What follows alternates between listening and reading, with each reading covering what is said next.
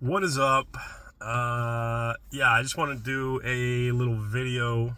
I'm on my lunch break at work, but I wanted to just kind of talk about a theme that I think about a lot, and as someone who has had quite a bit of experience taking psychedelics and who used to really be obsessed with and promote psychedelics, whether it's mushrooms or acid, DMT, any of that stuff.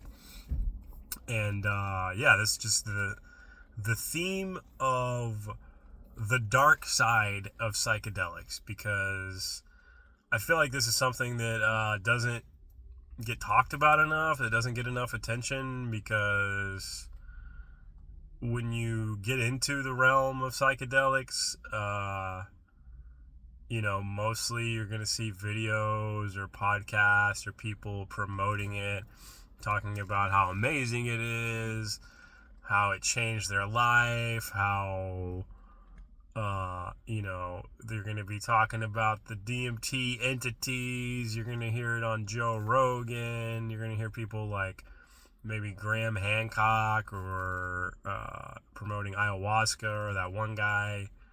I don't know what his name is, but he's like the mushroom guy on Joe Rogan.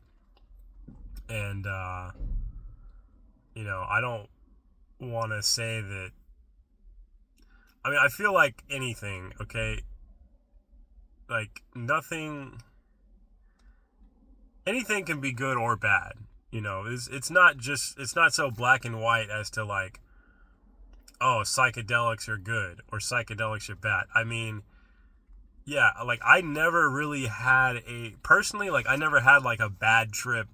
Like I hear people, they have a bad trip or whatever, or people might be scared of having a bad trip. Like personally, I never really had that. But the dark side that I really want to talk about here is like there are people that essentially lose their mind, go crazy or whatever as a result of psychedelics. And a lot of people will say that like especially avid psychedelic users will say that and I used to say this, I mean, and it is true. I think it is true, but psychedelics is going to magnify or bring out the person that you are, or what you have in your brain is going to be magnified or brought out more on psychedelics. But yeah, me personally, like I knew 3 different people specifically that come to mind that were basically permanently insane as a result of psychedelics. And it might be other things than just psychedelics, but one thing that I'll see that happens is like this will happen while you're having a trip, like while you're in the middle of your trip. People will get stuck in like a loop. They call it like a loop, or like a mental loop. Like you keep having the same thought loop that just keeps going back and forth, and like it just never ends. Like it never goes anywhere. And sometimes sometimes people can have a trip, and then when the trip is over, they're still stuck in that loop. And yeah, I remember there was one clip floating around from Joe Rogan of a guy talking about how he got, I don't know if he used that specific word, but he got kind of stuck in a loop for like 2 years or something after a trip. And I'm gonna make more videos, and I'll probably clip those things and include them in my videos. But yeah, also like even if you don't go crazy or nothing like you don't like completely damage your brain or whatever. Like, there's still people that maybe they have a good trip, they have a great experience, and then that leads them to make some life-altering decision that really, in the long term, ends up destroying their life. And, an easy example is like quitting your job or divorcing your husband or wife after a trip, especially like ayahuasca. You hear about this with ayahuasca. And, for some people it works out. For some people they do it and it works out. But for others, maybe they had a really high paying job, they had a good life going, they were married, they were happy. Then they went on some, ayahuasca journey, and they realized they needed to quit their job and leave their wife and, go move to the jungle and search for medicinal plants or something crazy like that. And, these people, 5 years later, I don't know, they're out of money, or they realize that, man, like, I really messed up. Like, I had it all, and now I left my wife, and I did this and that, and I'm just kind of lost and confused now. Or they keep searching they get to a point of enlightenment from their trip, and then they do certain things in their life until they come back to a point where they're confused or lost. They feel lost or confused once again, and then they're gonna have to have another trip, and it's kind of like a cycle. Like, they're always coming back to the psychedelics to find an answer to their problems. And they can be addicting too. That's another thing people don't talk about, is that psychedelics can be addicting, because you do get a high off of them, especially like acid and mushrooms. You can become a habitual user, and so like one guy I knew, this guy was big on DMT, and this was like the first time I ever smoked DMT was with this guy, and I didn't really nothing really happened for me on that DMT trip, which is what a lot of people say about their first time. But this guy ended up like in an insane asylum, like literally. He had, he figured it all out. He just figured out all the answers, and that was like numbers. Like, everything is numbers. It's all numbers. It's all math. It's all equations. And like, he started to see the world, like, after the trip, he started to see the whole world like in a completely different way, and he was just obsessed with the fact that everything was numbers.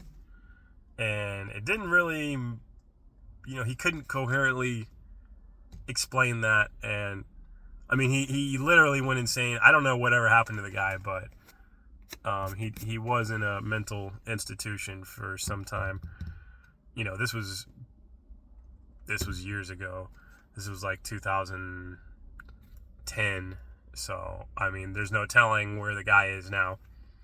And then there's another guy I had come across in Puerto Rico, which I have interviews with this guy that I'll be sharing at some point. This guy was, he was like your California surfer dude with bleach blonde dreadlocks and whatever, and he was definitely into psychedelics.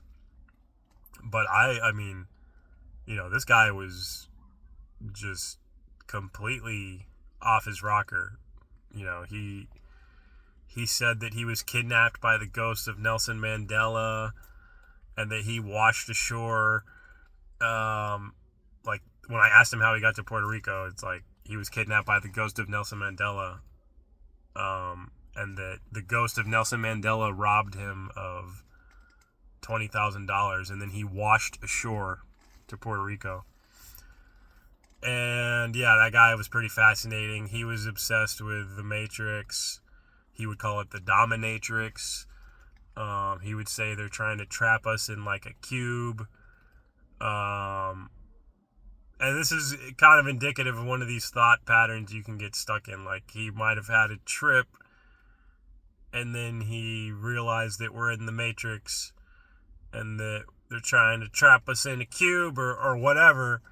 And some of these things, they make sense when you're on the drugs, but then, like, when you get off the drugs, or you try to explain it to someone that's sober, they're like, what the hell are you talking about? And like, I mean, I could kind of get some sense of what he was talking about, but it was totally incoherent. It didn't make any sense, and the dude was like completely, he was gone. Like, I mean, this guy he was on another level. Like, I remember, because I was staying at a hostel with this guy. He like walked in, or he was like, oh, hold on, I gotta go to work. And then he just like walked in the bathroom and started staring in the mirror. Like, this is the level this guy was on. He's staying in a hostel room, which is like a shared room for like 4 different people or whatever. And he's like looking at everybody like, why are you in my room? So anyways, that guy's a whole story by himself. There was the other guy I knew that figured out everything was numbers. And, there's another guy. This guy's name was Dashiki Dan, because he wore a dashiki. And this guy was, I mean, I would hear people say, like, if you're going to use psychedelics, like, use them responsibly, or, do it in the proper setting, or whatever. But, I think it could go wrong. It can go wrong. I mean, that's the thing you got to realize. Like, there's people that never do psychedelics or never do drugs, and they go crazy. They become schizo. They get dementia. There's all these mental disorders, like, that are out there, and, like, your brain is a fragile thing. Like, and so, like, you're really playing with fire when you go tinkering with your brain by doing things like psychedelics. And, I'm not trying to rain on everyone's parade, okay? And, like, if you want to do mushrooms or whatever, that's cool, but I just think that people need to realize, like, that they just need to have more of a awareness of the danger of doing these type of things. Like, that it's not just, it's not all sunshine and rainbows. It's not just like, oh, you're going to do acid and then you're going to start Apple like Steve Jobs.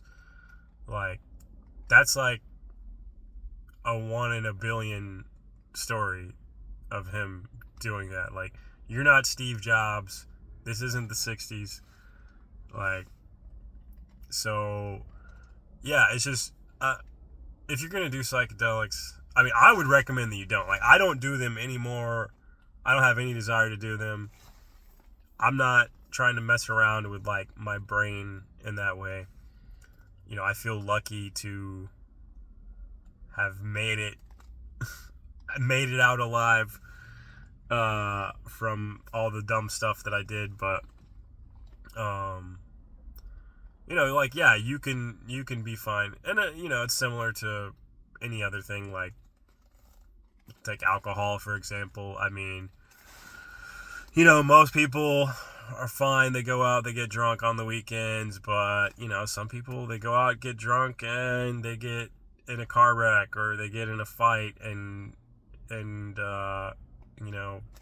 get knocked out and get brain damage, or, I mean, it's not necessarily, like, the most likely thing to happen, but, yourself, and if you feel like you're even a little bit prone to some kind of craziness or mental disorder, like, definitely don't be messing around with psychedelics. But yeah, this other guy, Dashiki Dan, which I have an interview with him that I'll post at some point. But he was something else. This guy was like perma-fried. You would call it perma-fried. That's like the word.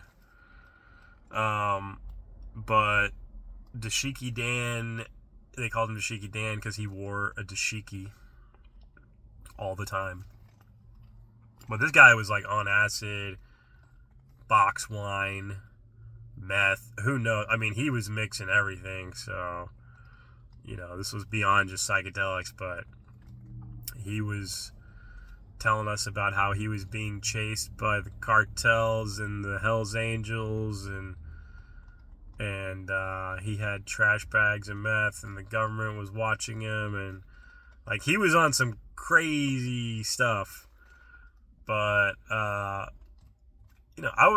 was always kind of like fascinated with people like that because I don't know. Same reason I'm like fascinated with cults. Like it was something that I was around, and I've seen. And yeah, if you hang around some of these like hippie circles, some of these psychedelic circles, you'll see these people that are like, you'll meet them at music festivals. And you probably have, if you have been to these events, you've seen that one dude that's like, just fried, like perma-fried, that's like got long matted hair, and he's just like could barely talk, and yeah, like those people, like you'll run into those people, if you're at these drum circles or these hippie events, or like there was this mushroom festival in Mexico that I had gone to, and I remember there was a guy out there that like lived for the mushroom festival, and I mean he was interesting to talk to, but he was like,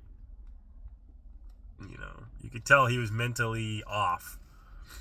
And yeah, I guess I just made this video to say, like, if you're thinking about doing psychedelics, or maybe you have done psychedelics and you want to do them again, just think twice about all that. Okay, like your brain is a fragile thing, and you only got one brain, and yeah, I can't imagine something worse than going insane. So just be careful out there, all you psychonauts. That's all I got for this video. Adios.